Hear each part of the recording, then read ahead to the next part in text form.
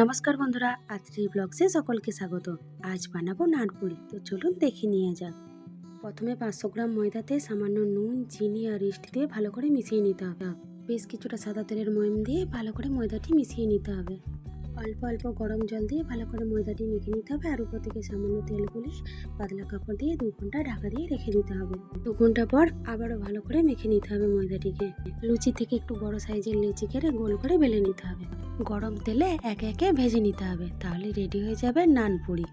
তো চলুন বন্ধুরা, গরম গরম ঘুগনি দিয়ে পরিবেশন করা যাক। তবে একবার বাড়িতে বানিয়ে দেখবেন বন্ধুরা, যেমন নরম হবে তেমনই খেতে দারুণ হবে।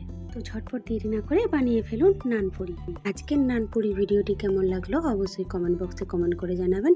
আরও নতুন নতুন ভিডিও পেতে অবশ্যই আমার চ্যানেলটি সাবস্ক্রাইব করবেন। সকলে খুব ভালো থাকবেন, সুস্থ থাকবেন। টাটা।